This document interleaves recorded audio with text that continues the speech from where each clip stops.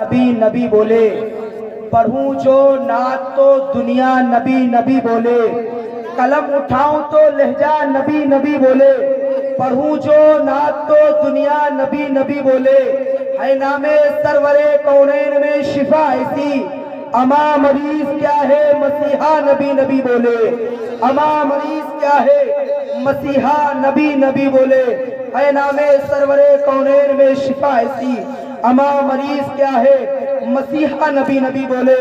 اور میں تو کیا کوئی قلم کار نہیں لکھ سکتا، آپ پیچھے والے بھی بول دیں سبحان اللہ، میں تو کیا کوئی قلم کار نہیں لکھ سکتا، مدحت سید ابرار نہیں لکھ سکتا، حبیبی یا رسول اللہ آپ اگر چاہے تو میں لکھ سکتا ہوں، ورنہ کوئی میرے سرکار نہیں لکھ سکتا، حبیبی یا رسول اللہ آپ اگر چاہے تو میں لکھ سکتا ہوں، ورنہ کوئی میرے سرکار نہیں لکھ سکتا۔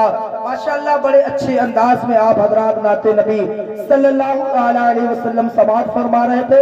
اب دیکھ رہے ہیں منبر نور کی زینت بنے ہوئے ہیں حضرت علامہ مولانا ضیاء الدین صاحب قبلہ، میں ان کی بارگاہ میں عریضہ پیش کروں گا کہ دعائیں اور ہم سامعین کو ایک بہترین خطاب سے سب کے قلوب و اذہان کو منور و مجلہ فرمائے۔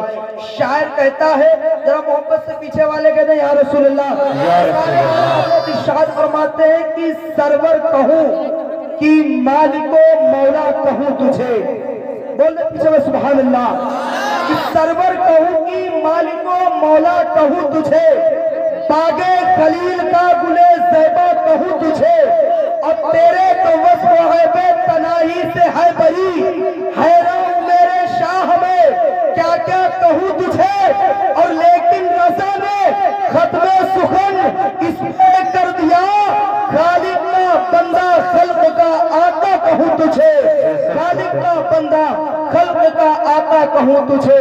آئیے حضرت کا استقبال کر لے، نعرہ تکبیر، محبتوں کے ساتھ ہاتھوں کو اٹھا کر کے اور محبت کہتے ہیں نعرہ تکبیر۔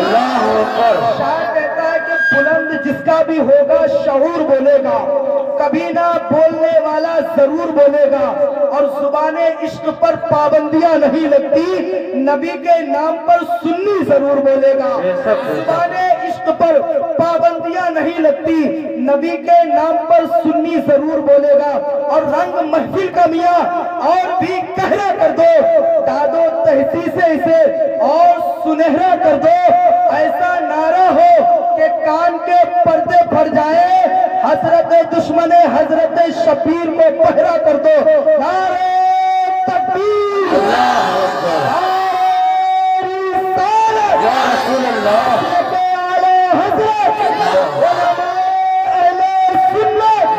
علامہ ضیاء الدین صاحب قبلہ،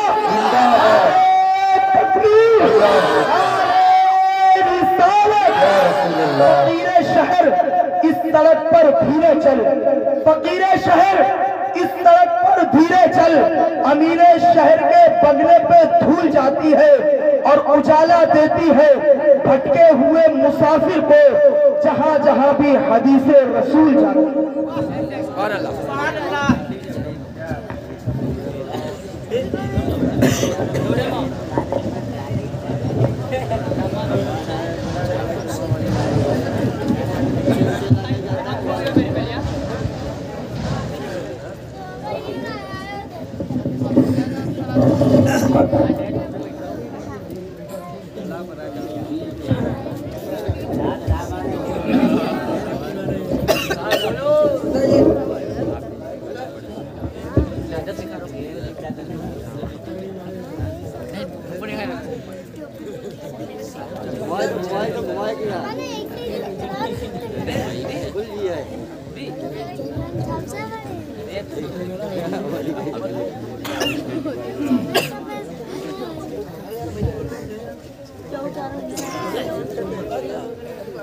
ممبر رسول پر تشریف فرما،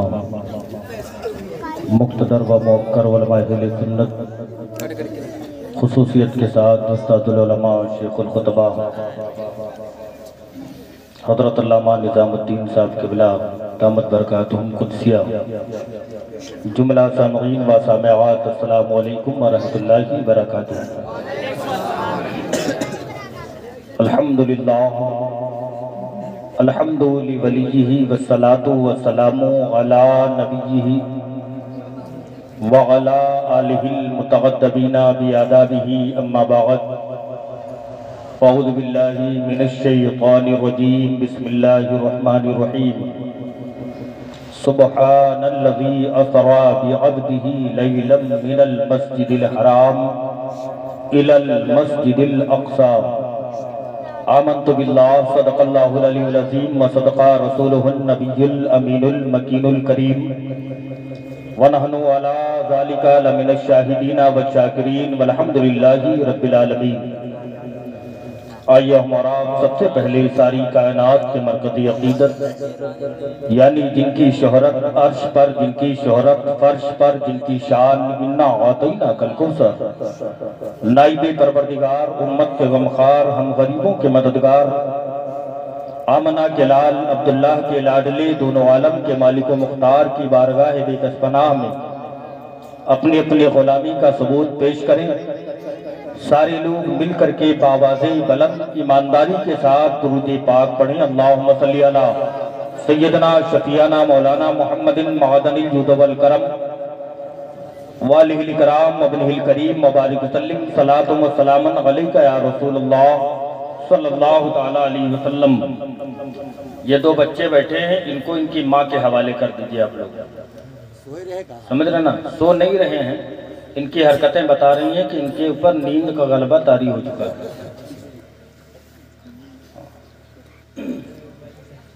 بڑے قابل مبارکباد ہیں وہ حضرات جنہوں نے شب معراج کے موقع پر اپنی محنت و مشقت کی کمائی ہوئی دولت کو جمع کر کے نبی کے ذکر کی محفل کا انعقاد کیا، اور آپ حضرات تمام تر اپنی نیندوں کو قربان کر کے نبی کے ذکر کی محفل میں شرکت کی سعادتیں حاصل کر رہے ہیں۔ سب مل کر کے دعا کریں کہ اللہ تعالی ہم سب کا ذکر کرنا، سننا، سنانا، بیٹھنا، اٹھنا قبول فرمائے اور ہم سب کے لیے بخشش کا ذریعہ بنائے۔ بعد نماز عشاء سے لے کر اب تک آپ حضرات نے نعت و منقبت اور اپنے خطیب و امام مولانا اعجاز صاحب سے، نقیب اہل سنت مولانا نوشاد احمد صاحب سے کم وقت میں اچھا خطاب سماعت کیا۔ زیادہ دیر گفتگو کرنے سے کوئی نتیجہ بھی حاصل نہیں ہوگا، نہ زیادہ دیر کسی خطاب کرنے والے کو آپ برداشت کرنے کی حیثیت رکھتے ہیں۔ جو لوگ جلسہ پروگرام دیکھنے آئے تھے وہ جا چکے ہیں، اور جو لوگ سننے آئے تھے الحمدللہ ابھی بیٹھے ہوئے ہیں۔ جلسے میں کئی طرح کے لوگ آتے ہیں، اس پر کوئی اعتراض نہیں۔ کچھ لوگ جلسہ دیکھنے آتے ہیں وہ چلے جاتے ہیں دیکھ کر کے، جو سننے آتے ہیں وہ سننے کے لیے بیٹھے رہتے ہیں۔ میں آپ کے گاؤں کا ہوں، گھر کا ہوں، لیکن مجھے آپ لوگوں نے یاد کیا، میں حاضر آیا۔ بہرکیف جتنی دیر بیٹھیں ادب کے ساتھ بیٹھیں، میں کوشش کروں گا قرآن و حدیث کی روشنی میں پیغام مصطفیٰ آپ تک پہنچایا جائے۔ اس سے قبل ایک بات سن لیں، قرآن پاک کا ایک حرف پڑھنے پر 10 نیکیاں لکھی جاتی ہیں۔ سبحان اللہ میں 9 حروف ہیں، ایک مرتبہ آپ سبحان اللہ کہیں گے، اللہ تعالیٰ آپ کے نامہ اعمال میں ہر مرتبہ 90 نیکیاں لکھے گا۔ اب جس کو نیکیوں کی ضرورت ہوگی وہ سبحان اللہ بولے گا، درود پڑھے گا، الحمدللہ کہے گا، اور جس کے بینک بیلنس میں یا اسٹاک میں ایڈوانس میں موجود ہوں گی وہ خاموش بیٹھے گا۔ باقی فیصلہ آپ لوگوں کے اوپر ہے، اور الحمدللہ جتنے لوگ جمع ہوئے ہیں سب نیکیاں حاصل کرنے ہی کے لیے جمع ہوئے ہیں، ہے نا۔ آج کی جو کل کی رات گزری وہ شب معراج کی شب تھی، اسی نسبت سے اس پروگرام کا انعقاد کیا گیا۔ میں کچھ دیر آپ حضرات کے سامنے لب کشائی کروں گا، اگر آپ لوگوں نے محنتوں سے محبتوں سے سماعت کیا تو آگے گفتگو کروں گا، کیونکہ میرے گاؤں میں رہتا ہوں، میں حالات کو جانتا ہوں۔ ہمارے گاؤں میں پڑھے لکھے لوگ بہت زیادہ ہیں، ہاں بہت علم رکھتے ہیں لوگ، اور ایک مسئلے کو اتنا طویل کرنا بھی لوگ جانتے ہیں کہ اس مسئلے کا پیچھا اس وقت تک لوگ نہیں چھوڑتے جب تک خود پوچھنے والا گناہ نہ کر لے۔ سمجھ رہے نا؟ درود پاک پڑھیں، اللہم صلی علی سیدنا شفیعنا مولانا محمد بارک وسلم، صلاۃ و سلام علیکہ یا رسول اللہ صلی اللہ تعالی علیہ وسلم۔ نعت رسول کا ایک شعر میں پڑھتا ہوں، اگر سمجھ میں آئے گا تو آپ لوگ کیا بولیں گے؟ ماشاءاللہ، بہت پیاری آواز ہے، صرف ایک آدمی بول کر بتائے کیا بولیں گے؟ اگر اچھا ماشاءاللہ، ایک شعر سنیں کہ درود پاک سنا کے نکلے گا، درود پاک وہ سنا کے نکلے گا، ضرور نعت نبی گنگنا کے نکلے گا، نبی کا عشق وہ بہتا ہوا سمندر ہے، جو اس میں ڈوبے گا وہ جنت میں جا کے نکلے گا۔ سبحان اللہ سبحان اللہ سبحان بہتا اللہ۔ ہوا سمندر ہے، جو اس میں ڈوبے گا وہ جنت میں جا کے نکلے گا۔ اور ایک نعت کا مطلع اس طرح سن لیں کہ نہ یہ سورج چمکتا ہے نہ وہ چندہ چمکتا ہے، نہ یہ سورج چمکتا ہے نہ وہ چندہ چمکتا ہے، نگاہ عشق میں تو گنبد خضرا چمکتا ہے، نگاہ عشق میں تو گنبد خضرا چمکتا ہے، ادھر ہے فاتح خیبر ادھر ہے فاتح کربل، ادھر بابا چمکتا ہے تو ادھر بیٹا چمکتا ہے، ادھر ہے فاتح خیبر ادھر ہے فاتح کربل، ادھر بابا چمکتا ہے ادھر بیٹا چمکتا ہے۔ اور جتنے لوگ خواجہ معین الدین اجمیری سے محبت کرنے والے ہیں ذرا بلند آواز سے بول دیں سبحان اللہ۔ نہ یہ سورج چمکتا ہے نہ یہ چندہ چمکتا ہے، نگاہ عشق میں تو گنبد خضرا چمکتا ہے، ادھر ہے فاتح خیبر ادھر ہے فاتح کربل، ادھر بابا چمکتا ہے ادھر بیٹا چمکتا ہے، زمانہ ہو گیا کوئی آج تک ویسا نہیں چمکا، زمین ہند پر جیسا میرا خواجہ چمکتا ہے۔ سبحان اللہ سبحان اللہ۔ کوئی آج تک ویسا نہیں چمکا، زمین ہند پر جیسا میرا خواجہ چمکتا ہے۔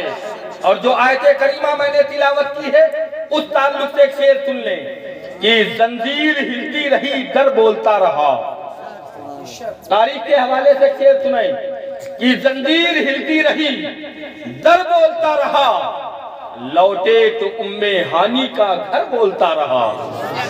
زنجیر ہلتی رہی زنجیر ہلتی رہی در بولتا رہا، لوٹے تو ام ہانی کا گھر بولتا رہا، پل بھر میں گئے آئے سرے عرش مصطفیٰ، سدرہ پہ جبریل کا پر بولتا رہا، پل بھر میں گئے آئے سرے عرش مصطفیٰ، سدرہ پہ جبریل کا پر بولتا رہا۔ بلند آواز سے درود پاک پڑھیں، اللہم صلی علی سیدنا شفیعنا مولانا محمد بارک وسلم، صلاۃ و سلام علیکہ یا رسول اللہ صلی اللہ تعالیٰ علیہ وسلم۔ ایک حدیث پاک اور اس کا مفہوم سماعت کریں۔ مشکات شریف کے اندر بھی یہ حدیث پاک موجود ہے، اس سے قبل مثنوی شریف کی ایک تاریخ آپ کے سامنے میں بیان کر رہا ہوں، وہ سنیں۔ مثنوی شریف میں لکھا ہے کہ ایک شخص اپنی تمام تر ضروریات سے فارغ ہو کر کے اپنے گھر پہنچا، اور گھر پہنچنے کے بعد اپنے 12 سال کی عمر کے بیٹے کو قریب بلایا، اور قریب بلانے کے بعد کہا بیٹا کافی عرصہ گزر گیا ہے، میرے پاس وقت نہ رہا، میرے پاس ٹائم نہ رہا کہ میں تجھے ٹائم دیتا، تیرے پاس بیٹھ کر کے محبت سے پیش آتا، آج میرا دل یہ چاہتا ہے اگر تو تیار ہو جا، پاک صاف ہو جا، غسل کر لے، سر پر ٹوپی سجا لے، عطر سے معطر ہو جا، تو میں چاہتا ہوں کہ آج تجھے جنگل کی سیر کراؤں۔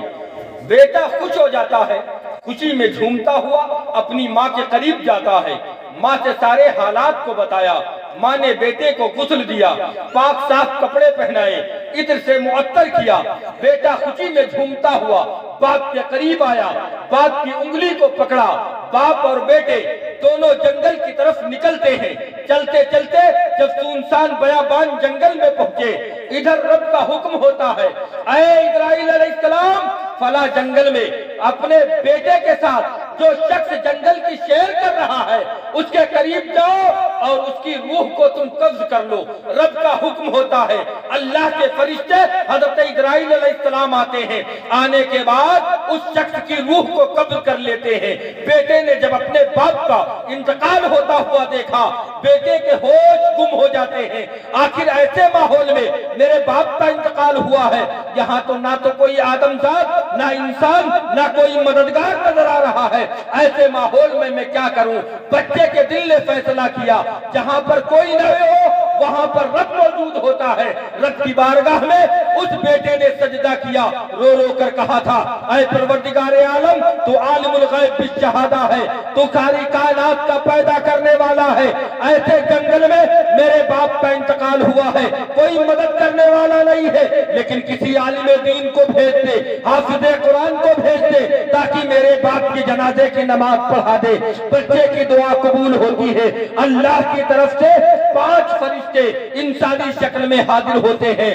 مرنے والے کا جب انتقال کرنے والے کا انتقال ہوتا ہے تو جیسے ہمارے گھر کا ایک دستور ہے، جس کا انتقال ہوتا ہے اس کے پیروں سے لے کر کے سر تک ایک چادر سے ڈھک دیا جاتا ہے۔ اس بیٹے نے اپنے باپ کا چہرہ رومال سے ڈھک دیا تھا۔ 5 فرشتے انسانی شکل میں آئے، باپ کے چہرے سے چادر کو ہٹایا، واپس چلے گئے۔ بچے نے یہ منظر دیکھا، بڑا تعجب ہوا، میں نے دعا کی تھی لیکن چہرہ دیکھا، واپس چلے گئے، آخر وجہ کیا تھی؟ بچے نے پھر دعا کی، دعا کے مطابق 2 لوگ حاضر ہوئے اور چہرے سے چادر ہٹایا، چہرہ دیکھا، واپس چلے گئے۔ تیسری مرتبہ بچے نے پھر دعا کی، 7 لوگ حاضر ہوئے، چہرہ دیکھا، واپس چلے گئے۔ پھر بچے نے دعا کی، 30 لوگ حاضر ہوئے، چہرہ دیکھا، واپس چلے گئے۔ جیسے ہی لوگ واپس جاتے، بچے کی پریشانیاں بڑھتی چلی جاتی۔ آخر میں دعا کر رہا ہوں، فرشتے آ رہے ہیں، چہرہ دیکھ کے واپس کیوں جا رہے ہیں؟ جانے کی وجہ کیا ہے؟ اتنا دیکھنے کے بعد پھر جب 5ویں مرتبہ اس بچے نے دعا کی تھی، اے پروردگار عالم، آخر وجہ کیا ہے؟ دعا کے مطابق لوگ آتے ہیں، واپس چلے جاتے ہیں، آخر میرا باپ اگر گنہگار ہے، بدکار ہے، سیاہکار ہے، ڈوبی ہوئی ذلت میں ہے، لیکن اے اللہ، یہ تیرے نبی ہی کی امت میں ہے، اس کے گناہوں کو معاف کر دیا جائے، خطاؤں کو معاف کر دیا جائے۔ جب بچے نے رو رو کر دعا کی تو ایک فرشتہ انسانی شکل میں حاضر ہوا۔ آنے کے بعد کہا، بیٹا تیرے باپ کا جنازہ ہے، چل پڑھ لیا جائے۔ آنے والے سے بچے نے پوچھا تھا، اے آنے والے، اس سے قبل کئی لوگ آئے، پہلے 5 لوگ آئے، واپس چلے گئے، پھر 7 لوگ آئے، واپس چلے گئے، پھر 30 لوگ آئے، واپس چلے گئے، پھر 2 لوگ آئے، واپس چلے گئے، آخر وہ کون لوگ تھے، کیوں واپس چلے گئے؟ آنے والے نے کہا، بیٹا پہلے نماز جنازہ پڑھ لیا جائے، اس کے بعد سارے حالات کو بتایا جائے گا۔ آنے والے فرشتے نے اس شخص کی جنازہ پڑھائی، بیٹے نے اپنے باپ کی جنازہ پڑھی۔ جب جنازے سے فارغ ہوئے، وہ جانے لگا، بچے نے دامن پکڑ کر کہا تھا، آخر وجہ تو بتا دو، وہ کون لوگ تھے جو واپس چلے گئے؟ آنے والے نے کہا، بچے تو جاننا چاہتا ہے تو جان لے، سننا چاہتا ہے تو سن لے۔ وہ سب سے پہلے جو 5 لوگ آئے تھے وہ کوئی اور نہیں تھے، نماز پنجگانہ کے فرشتے تھے، اس لیے واپس چلے گئے تھے۔ تیرے باپ نے کبھی عمر میں نماز پنجگانہ نہیں پڑھی تھی، اس لیے واپس چلے گئے تھے۔ اس کے بعد جو 7 لوگ آئے تھے وہ جمعے کے فرشتے تھے، تیرے باپ نے کبھی جمعے کی نماز نہیں پڑھی تھی، اس لیے واپس چلے گئے تھے۔ اس کے بعد جو 30 لوگ آئے تھے وہ کوئی اور نہیں تھے، وہ رمضان کے فرشتے تھے، تیرے باپ نے کبھی 30 رمضان روزوں میں سے ایک روزہ نہیں رکھا تھا، اس لیے واپس چلے گئے تھے۔ اس کے بعد جو 2 لوگ آئے تھے وہ عید اور بقرعید کی نماز کے فرشتے تھے، تیرے باپ نے کبھی اپنی عمر میں کبھی عید بقرعید کی نماز نہیں پڑھی تھی، اس لیے واپس چلے گئے تھے۔ بچہ رونے لگا اور پوچھنے لگا، یہ بتاؤ، نہ تو میرے باپ نے کبھی نماز پنجگانہ پڑھی، نہ تو جمعے کی نماز پڑھی، نہ تو رمضان کے روزے رکھے، نہ تو عید اور بقرعید کی نماز پڑھی، آخر میرے باپ نے ایسا کون سا نیک عمل کیا تھا جس کی وجہ سے اللہ تعالیٰ نے آپ کو جنازہ پڑھانے کے لیے بھیج دیا؟ تو آنے والے نے بتایا، سنو، ایک جگہ تمہاری بستی میں